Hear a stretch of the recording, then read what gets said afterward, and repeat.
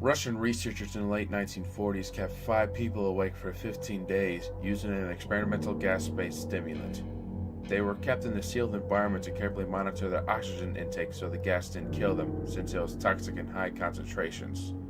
This was before close-circuit cameras, so they only had microphones and 5-inch thick glass portal-sized windows into the chamber to monitor them.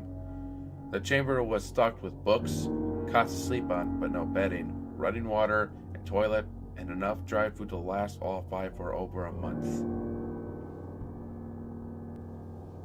The test subjects were political prisoners deemed enemies of the state during World War II. Everything was fine for the first 5 days. The subjects hardly complained, having been promised, falsely, that they'll be freed if they submitted to the test and did not sleep for 30 days. Their conversations and activities were monitored, and it was noted that they continued to talk about increasingly traumatic incidents in their past, and the general tone of their conversation took on a darker aspect after the 4-day mark. After 5 days, they started to complain about the circumstances and events that led them to where they were, and started to demonstrate severe paranoia. They stopped talking to each other and began alternately whispering into the microphones in one-way mirrored portholes.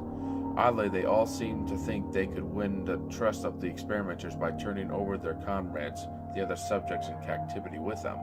At first, the researchers suspected this was the effect of the gas itself. After 9 days, the first of them started screaming. He ran the length of the chamber, repeatedly yelling at the top of his lungs for 3 hours straight. He continued attempting to scream but was only able to produce occasional squeaks. The researchers postulated he had physically torn his vocal cords. The most surprising thing about this behavior is how the other captives reacted to it, or rather didn't react to it. They continued to whisper it into the microphones until the second of the captives started to scream. The 2 non-screaming captives took apart the books and smeared page after page with their own feces and pasted them calmly over the glass portholes. The screaming promptly stopped. So did the whispering to the microphones. After 3 more days passed, the researchers checked the microphones hourly to make sure they were working, since they thought it impossible that no sound could be coming from 5 people inside. The oxygen consumption in the chamber indicated that all 5 must still be alive. In fact, it was the amount of oxygen that 5 people would consume at very heavy level of strenuous exercise. On the morning of the 14th day, the researchers did something that they said they would not do to get a reaction out of the captives. They used the intercom inside the chamber, hoping to provoke any response from the captives. They were afraid they were either dead or vegetables. They announced, "We are opening the chamber to test the microphones. Step away from the door and lie flat on the floor or you will be shot. Compliance will earn one of you your immediate freedom." To their surprise, they heard a single phrase in a calm voice response, "We no longer want to be freed." Debate broke out among the researchers and the military forces funding the research. Unable to provoke any more responses using the intercom, it was finally decided to open the chamber at midnight on the 15th day.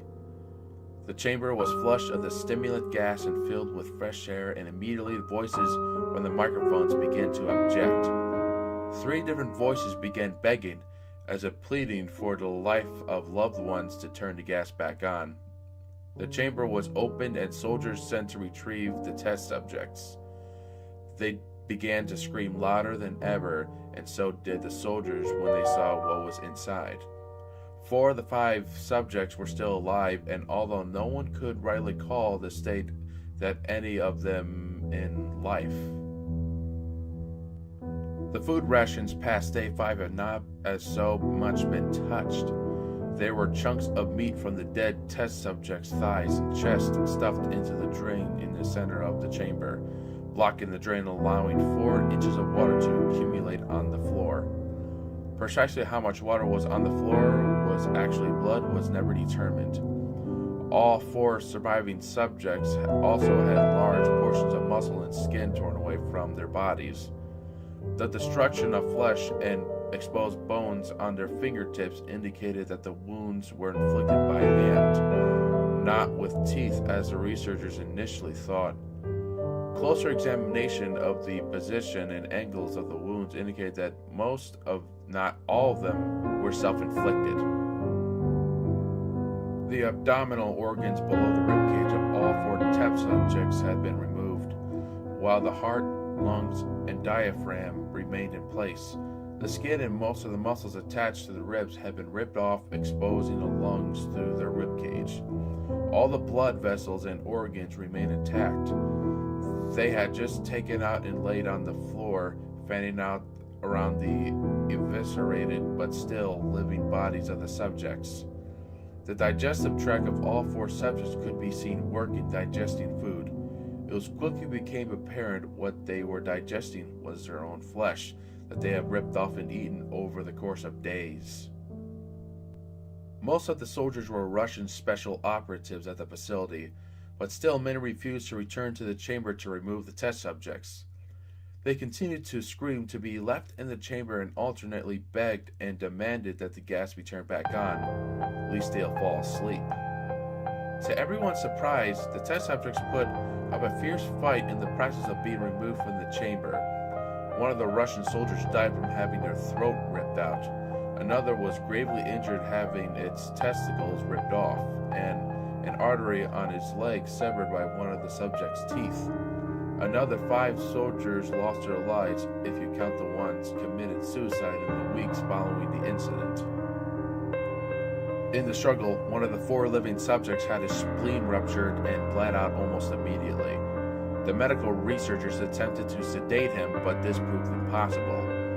He was injected with more than 10 times the human dose of a morphine derivative and still fought like a cornered animal, breaking the ribs and arm of one doctor. When the heart was seen to beat for a full 2 minutes after he had bled out, to the point where there was more air in his vascular system than blood. Even after it stopped, he continued to scream and frail for another 3 minutes, struggling to attack anyone in reach and just repeating the words, "More," over and over, weaker and weaker, until he finally fell silent.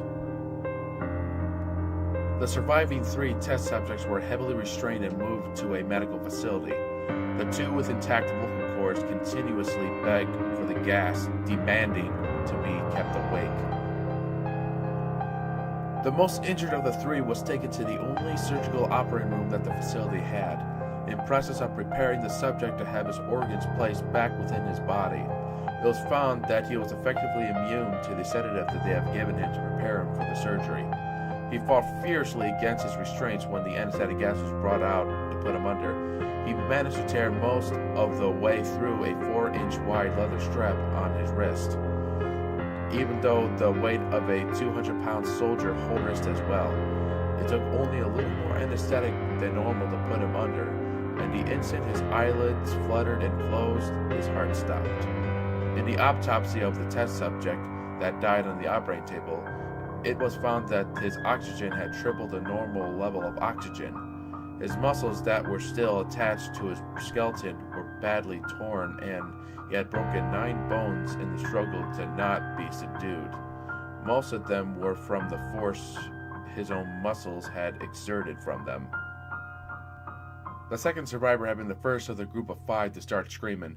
His vocal cords destroyed, he was unable to beg or object to surgery, and he only reacted by shaking his head violently in disapproval when the anesthetic gas was brought near him. He shook his head yes when someone suggested, reluctantly, that they try the surgery without anesthetic, and he did not react for the entire 6-hour procedure, replacing his abdominal organs and attempting to cover him with what remained of his skin. The surgeon proceeding stated repeatedly that it should be medically impossible for the patient to still be alive. One terrified nurse assisting the surgery stated that she had seen the patient's mouth curl into a smile several times whenever his eyes met hers. When the surgery ended, the subject looked at the surgeon and began to wheeze loudly, attempting to talk while struggling. Assuming this must be something of drastic importance, the surgeon had a pen and pad fetched so the patient could write down his message. It was simple. Keep cutting. other two test subjects were given the same surgery, both without anesthetic gas as well. Although they had been injected with a paralytic for the duration of the operation. The surgeon found it impossible to perform the operation while the patients laughed continuously. Once paralyzed, the subjects could only follow the attending researchers with their eyes. The paralytic cleared their system in the abnormally short period of time, and they were soon trying to escape their bonds. The moment they could speak, they were asking again for the stimulant gas. The researchers tried asking them why they had injured themselves, why they had ripped out their own guts, and why they wanted to be given the gas again. Only one response was given: I must remain awake. All three subjects' restraints were reinforced and they were placed back into the chamber, awaiting determination as what should be done with them. The researchers, facing the wrath of their military benefactors, were having failed the stated goals of their project, considering euthanizing the surviving subjects. The commanding officer, an ex-KGB, instead saw potential. He wanted to see what would happen if they were put back on the gas. The researchers strongly objected, but were overruled. In preparation for being sealed in the chamber again, the subjects were connected to an EEG monitor and had their restraints padded for long-term confinement. To everyone's surprise, all three stopped struggling the moment it was let slip that they are going back on the gas. It was obvious at this point that all three were putting up a great struggle to stay awake. One of the subjects that could speak was humming loudly and continuously. The mute subject was straining his legs against the leather bonds with all of his might. First left, then right, then left again for something to focus on. The remaining subject was holding his head off his pillow and blinking rapidly. Having the first to be wired for EEG, most of the researchers were monitoring his brainwaves in surprise. They were normal most of the time, but sometimes flatlined inexplicably. It looked like as if he were repeatedly suffering from brain death before returning to normal. As they focused on paper scrolling out of the brainwave monitor, only one nurse saw his eyes slip shut at the same time.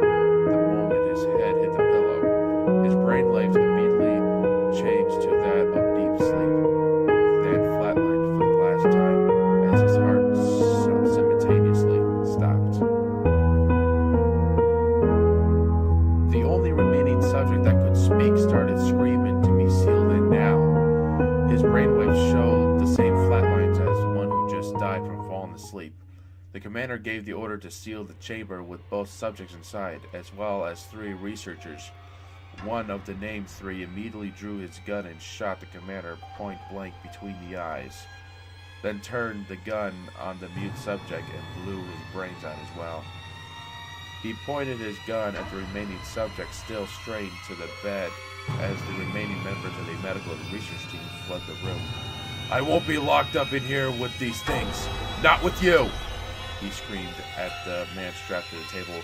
What are you? He demanded. I must know! The subject smiled. Have you forgotten so easily? The subject asked. We are you. We are the madness that lurks within you all, begging to be free at every moment in your deepest animal mind. We are what you hide from in your beds every night.